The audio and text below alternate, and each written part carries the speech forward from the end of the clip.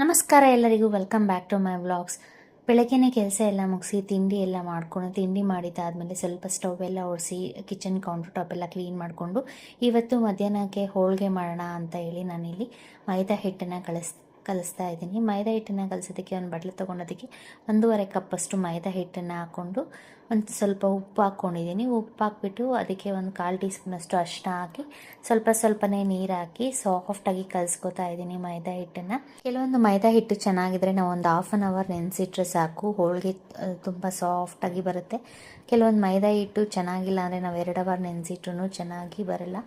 ನಾವು ಮೈದಾ ಹಿಟ್ಟನ್ನು ಈ ರೀತಿ ಸಾಫ್ಟಾಗಿ ಕಲಿಸ್ಕೊಂಡಿದ್ದಾದಮೇಲೆ ನಾನು ಇದಕ್ಕೆ ಲಾಸ್ಟಲ್ಲಿ ಒಂದು ಸ್ವಲ್ಪ ಎಣ್ಣೆ ಹಾಕಿ ಕೈಗೆ ಅಂಟಿರೋ ಮೈದಾ ಹಿಟ್ಟನ್ನೆಲ್ಲ ನೀಟಾಗಿ ನಾದ್ಕೊಂಡು ಎಣ್ಣೆ ಹಾಕ್ಕೊಂಡಿರೋದ್ರಿಂದ ಆ ಕೈಯಲ್ಲಿ ಅಂಟಿರೋ ಮೈದಾ ಎಲ್ಲ ಬಂದುಬಿಡುತ್ತೆ. ಈ ರೀತಿ ಸಾಫ್ಟಾಗಿ ಕಲಿಸ್ಕೊಂಡು ಲಾಸ್ಟಲ್ಲಿ ಇನ್ನೊಂದು ಸ್ವಲ್ಪ ಎಣ್ಣೆ ಹಾಕ್ಬಿಟ್ಟು ನಾನಿಲ್ಲಿ ಒಂದು 1 ಅವರ್ ಅಥವಾ 2 ಅವರ್ ನೆನೆಸಿಟ್ಕೋತಾ ಇದ್ದೀನಿ. ನಾವು ಹೋಳಿಗೆ ಹೂರಣ ರೆಡಿ ಮಾಡ್ಕೊಳ್ಳೋದಕ್ಕೆ ಮುಂಚೆನೇ ಈ ರೀತಿ ಮೈದಾ ಹಿಟ್ಟನ್ನು ಕಲಸಿಟ್ಬಿಟ್ರೆ ಮೈದಾ ಚೆನ್ನಾಗಿ ನಾರು ಬರುತ್ತೆ ಮತ್ತು ಮಾಡೋದಕ್ಕೆ ತುಂಬ ಚೆನ್ನಾಗಿ ಸಾಫ್ಟಾಗಿರುತ್ತೆ ಮೈದಾ ಹಿಟ್ಟನ್ನು ನಾನಿಲ್ಲಿ ಕಲಸಿಟ್ಟು ಮಾವಿನ ಹಣ್ಣಿನ ಹೋಳಿಗೆ ಮಾಡ್ಕೋತಾ ಇದ್ದೀನಿ.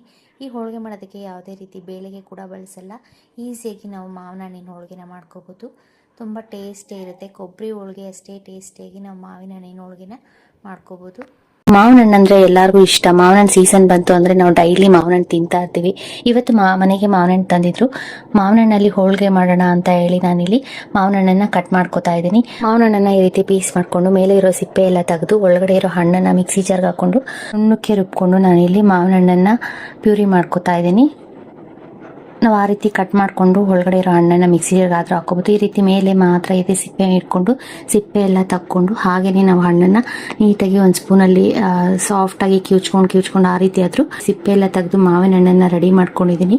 ಮಾವಿನ ಹಣ್ಣನ್ನೆಲ್ಲ ಕಟ್ ಮಾಡಿಕೊಂಡು ಈ ರೀತಿ ಮಿಕ್ಸಿ ಜಾರ್ ಒಳಗಡೆ ಹಾಕ್ಕೋತಾ ಇದ್ದೀನಿ. ಮಿಕ್ಸಿ ಜಾರ್ ಒಳಗಡೆ ಹಾಕ್ಕೊಂಡು ಸ್ವಲ್ಪ 1-2 ರೌಂಡ್ ಹಾಕ್ಕೊಂಡ್ರೆ ಸಾಕು, ನುಣ್ಣಗೆ ಆಗ್ಬಿಡತ್ತೆ. ಮಾವಿನ ಹಣ್ಣಿನ ಪ್ಯೂರಿ ರೆಡಿ ಮಾಡ್ಕೊಂಡಿದ್ದಾದ್ಮೇಲೆ ನಾನು ಇದಕ್ಕೆ 1 ಕಪ್ ಅಷ್ಟು ರವೆ ತಗೋತಾ ಇದ್ದೀನಿ. ನಾವು ಚಿರೋಟಿ ರವೆ ಇದ್ರೆ ಚಿರೋಟಿ ರವೆ ತಗೋಬೋದು. ನಾನಿಲ್ಲಿ ಮೀಡಿಯಂ ರವೆ ತಗೊಂಡಿದ್ದೀನಿ. ಬಾಣಲಿ ಇಟ್ಕೊಂಡು ಅದಕ್ಕೆ 1 ಟೇಬಲ್ ಸ್ಪೂನ್ ತುಪ್ಪ ಹಾಕ್ಕೊಂಡಿದ್ದೀನಿ. ತುಪ್ಪ ಸ್ವಲ್ಪ ಜಾಸ್ತಿ ಹಾಕ್ಕೊಂಡಷ್ಟು ಟೇಸ್ಟ್ ಚೆನ್ನಾಗಿರುತ್ತೆ. ರವೆನ ತುಪ್ಪದಲ್ಲಿ ಗಮ್ ಅನ್ನೋ ಹಾಗೆ ಲೈಟಾಗಿ ಕೆಂಪಕ್ಕಾಗೋ ಹಾಗೆ ನಾನಿಲ್ಲಿ ಹುರ್ಕೋತಾ ಇದ್ದೀನಿ.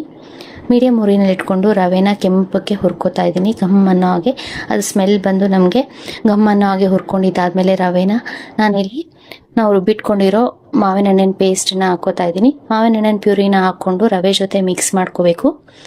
ರವೆ ಜೊತೆ ಮಿಕ್ಸ್ ಮಾಡಿಕೊಂಡು ನಾವು ಕೈ ಆಡಿಸ್ತಾ ಇರಬೇಕು. ಕೈ ಆಡಿಸ್ಕೊಂಡು ನಾನು ಇದಕ್ಕೆ ಸಕ್ಕರೆ ಬಳಸ್ತಾ ಇಲ್ಲ, ಬೆಲ್ಲ ಬಳಸ್ಕೋತಾ ಇದ್ದೀನಿ. ಮಾವಿನ ಹಣ್ಣು ಸ್ವೀಟ್ ಇರೋದ್ರಿಂದ ನೋಡಿಕೊಂಡು ನಾವು ಬೆಲ್ಲ ಆಗಲಿ ಅಥವಾ ಸಕ್ಕರೆ ಆಗಲಿ ಸ್ವೀಟ್ಗೆ ಹಾಕ್ಕೋಬೇಕು. ನಾನಿಲ್ಲಿ ಒಂದು ಅರ್ಧ ಕಪ್ಪಷ್ಟು ಬೆಲ್ಲ ಹಾಕ್ಕೋತಾ ಇದ್ದೀನಿ. ಒಂದು ಅರ್ಧ ಕಪ್ಪಷ್ಟು ರವೆ ಹಾಕ್ಕೊಂಡಿದ್ದೀನಿ. ಅದಕ್ಕೆ ಒಂದು ಅರ್ಧ ಕಪ್ಪಷ್ಟು ಬೆಲ್ಲ ಹಾಕ್ಕೋತಾ ಇದ್ದೀನಿ. ಮಾವಿನ ಹಣ್ಣು ಸ್ವೀಟ್ ಇರೋದ್ರಿಂದ ನೋಡ್ಕೊಂಡು ಕಮ್ಮಿ ಜಾಸ್ತಿ ನಾವು ಸ್ವೀಟನ್ನು ಮಾಡ್ಕೋಬೋದು. ಸ್ವಲ್ಪ ಸ್ವೀಟ್ ಜಾಸ್ತಿ ಬೇಕು ಅನ್ನೋರು ಇನ್ನೂ ಬೆಲ್ಲ ಜಾಸ್ತಿ ಹಾಕ್ಕೋಬೋದು. ಸಕ್ಕರೆಯನ್ನು ಸಹ ಬಳಸ್ಬೋದು. ನಾನಿಲ್ಲಿ ಸಕ್ಕರೆ ಹಾಕ್ಕೊಂಡಿಲ್ಲ, ಬೆಲ್ಲ ಹಾಕ್ಕೊಂಡಿದ್ದೀನಿ. ಬೆಲ್ಲ ಹಾಕ್ಕೊಂಡು ಚೆನ್ನಾಗಿ ಮಿಕ್ಸ್ ಮಾಡಿಕೊಂಡು ಬೆಲ್ಲ ಕರಗಿಬಿಟ್ಟು ನಾವು ತಿರ್ಗಿಸ್ಕೊತಾ ಮಾವಿನ ಹಣ್ಣಿನ ಹೂರಣ ಬಂದು ತಳ ಬಿಡಬೇಕು. ನೀಟಾಗಿ ಬಾಣಲೆಯಿಂದ ತಿರ್ಗಿಸ್ತಾ ತಾನಾಗ್ತಾನೆ ತಳ ಬಿಟ್ಟರೆ ಆವಾಗ ನಮಗೆ ಹೂರಣ ರೆಡಿ ಆಗಿದೆ ಅಂತ.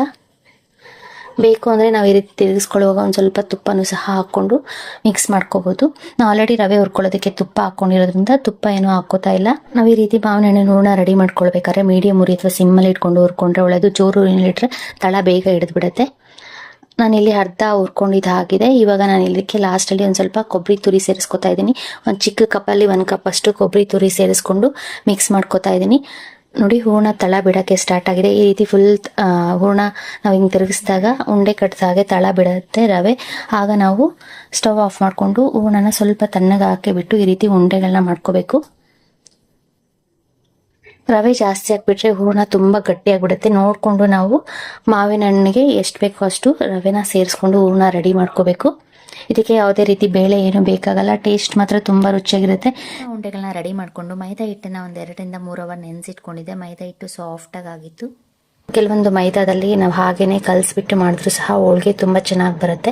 ಒಂದೊಂದು ಮೈದಾ ಚೆನ್ನಾಗಿಲ್ಲ ಅಂದರೆ ಅದನ್ನು ನಾವು ತುಂಬ ಹೊತ್ತು ನೆನೆಸಿಡಬೇಕಾಗುತ್ತೆ. ಮತ್ತು ಒಂದು ಸ್ವಲ್ಪ ಹೊತ್ತು ನಾದ್ಕೋಬೇಕು. ಚೆನ್ನಾಗಿ ನಾದ್ಕೊಂಡ್ರೆ ಮೈದಾ ಹಿಟ್ಟು ಹೋಳಿಗೆ ಮಾಡೋದಕ್ಕೆ ಪರ್ಫೆಕ್ಟ್ ಆಗಿರುತ್ತೆ. ನಾವಿರೋ ಮೈದಾ ಹಿಟ್ಟನ್ನು ಇಟ್ಕೊಂಡು ಎಳೆದಾಗ ಅದು ಕಿತ್ತೋಗ್ಬಾರ್ದು, ನಾರ್ ಥರ ಬರಬೇಕು.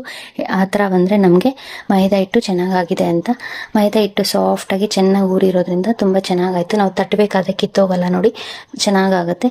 ಈಗ ನಾನು ಒಂದು ಸ್ವಲ್ಪ ಮೈದಾ ಹಿಟ್ಟನ್ನು ತಗೊಂಡು ಇಲ್ಲಿ ಒಬ್ಬಟ್ಟು ಪೇಪರ್ ಆದರೂ ತೊಗೋಬೋದು. ಈ ರೀತಿ ಆಯಿಲ್ ಪೇಪರ್ ಇದ್ರೆ ಆಯಿಲ್ ಪೇಪರ್ ತೊಗೊಂಡು ಒಂಚೂರು ಎಣ್ಣೆ ಹಾಕ್ಕೊಂಡು ಅದ್ರ ಮೇಲೆ ನಾವು ಹೂರಣ ಇಟ್ಟು ಮೈದಾ ಹಿಟ್ಟೊಳಗಡೆ ತುಂಬಿಕೊಂಡು ಮಾಮೂಲಿ ಹೋಳಿಗೆ ಮಾಡಿದಾಗ್ಲೇ ಈ ರೀತಿ ಕೈಯಲ್ಲಾದರೂ ತಟ್ಕೋಬೋದು. ಅಥವಾ ಇನ್ನೊಂದು ಸ್ಯಾರಿ ಕವರ್ ಆಗಲಿ ಅಥವಾ ಹೋಳಿಗೆ ಪೇಪರೇ ಇದ್ದರೆ ಆ ಪೇಪರಿಂದ ನಾವು ಈಸಿಯಾಗಿ ಹೋಳಿಗೆನ ತಳ್ಕೊಂಡು ಹೋಳಿಗೆನ ರೆಡಿ ಮಾಡ್ಕೋಬೋದು.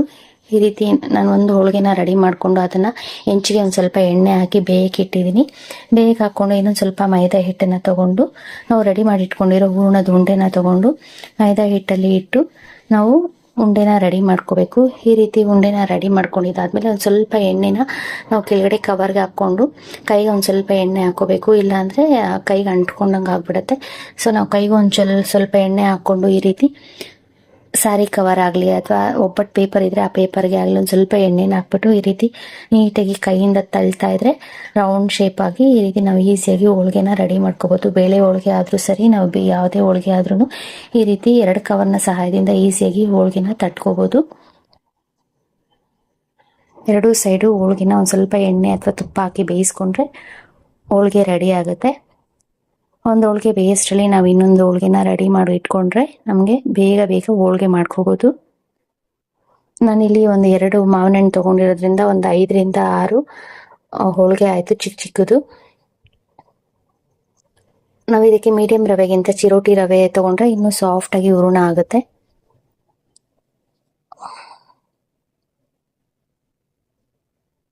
ಹೋಳಿಗೆನ 2 ಸೈಡು ಒಂದು ಸ್ವಲ್ಪ ಎಣ್ಣೆ ಹಾಕಿ ಬೇಯಿಸ್ಕೊಂಡ್ರೆ ಟೇಸ್ಟಿಯಾದ ರುಚಿಕರವಾದ ಮಾವಿನ ಹಣ್ಣಿನ ಹೋಳಿಗೆ ರೆಡಿ ಆಯಿತು. ಸೇಮ್ ನಮಗೆ ಕೊಬ್ಬರಿ ಹೋಳಿಗೆ ತಿಂದಷ್ಟೇ ರುಚಿಯಾಗಿತ್ತು, ಸಖತ್ ಟೇಸ್ಟಿಯಾಗಿತ್ತು. ಇದಕ್ಕೆ ತುಪ್ಪ ಹಾಕೊಂಡು ತಿಂತಾ ಇದ್ರೆ ನೋಡಿ ಎಷ್ಟು ಸಾಫ್ಟಾಗಿ ಆಗಿದೆ ಹೋಳಿಗೆ. ಇನ್ನೂ ತಿನ್ನಬೇಕು ಅನಿಸುತ್ತೆ, ಅಷ್ಟು ಟೇಸ್ಟಿಯಾಗಿರುತ್ತೆ.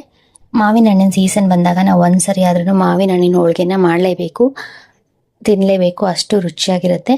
ಮಾವಿನ ಹಣ್ಣಿನ ಹೋಳಿಗೆಗೆ ಒಂದು ಸ್ವಲ್ಪ ತುಪ್ಪ ಹಾಕೊಂಡು ತಿಂತಾ ಇದ್ರೆ ಒಂದು ತಿನ್ನೋರು 2 ತಿಂತಾರೆ, ಅಷ್ಟು ಟೇಸ್ಟಿಯಾಗಿರುತ್ತೆ. ಈ ಹೋಳಿಗೆ ರೆಸಿಪಿ ನಿಮ್ಗೆ ಇಷ್ಟ ಆದರೆ ಲೈಕ್ ಮಾಡಿ, ಶೇರ್ ಮಾಡಿ, ಸಬ್ಸ್ಕ್ರೈಬ್ ಮಾಡಿ.